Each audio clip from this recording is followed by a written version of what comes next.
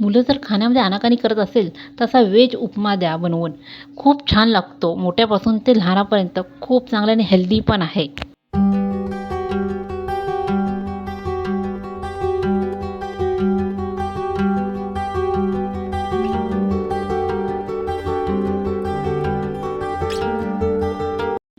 या एका कढईमध्ये मी रवा गरम करायला ठेवला आणि तो मस्तच गरम करून घेतला आणि एका भांड्यामध्ये पाणी गरम करून घेतलेलं आहे. ते आपल्याला उपम्यामध्ये ओतायचं आहे.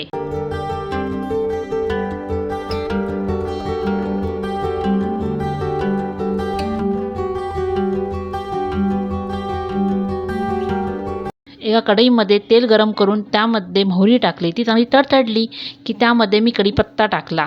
तोही चांगला तडतडल्यावर त्याच्यामध्ये कांदा टाकला आणि तो चांगला फ्राय केला. त्याच्यामध्ये मटर टाकले, तेही चांगले फ्राय करून घेतले.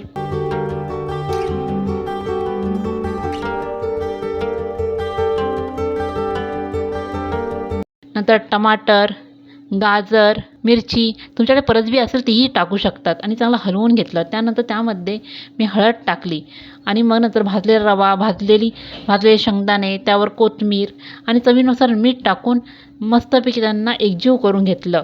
चांगलं भाजून घेतलं परत एकदा तेलामध्ये. उपम्यामध्ये गरम पाणी टाकलं आणि त्याच्यावर झाकण ठेवलं. कारण त्याचे जे पाणी आहे तो गरम बाहेर उडू दे नको म्हणून झाकण ठेवलं. झाकण काढल्यानंतर त्याला चांगलं मी हलवून घेतलं. थोडं हलवता जो आपला उपमा आहे तो बरोबर पाणी शोषून घेतो आणि चांगला मस्त होतो. बघा आपला उपमा तयार झालेला आहे आणि हा उपमा खायला पण छान लागतो प्लस एकदम हेल्दी पण आहे. अशाच रेसिपीसाठी सबस्क्राईब करा, लाईक करा. सुजाता सावंत रेसिपी या आपल्या चॅनलला. माझी रेसिपी बघण्यासाठी धन्यवाद.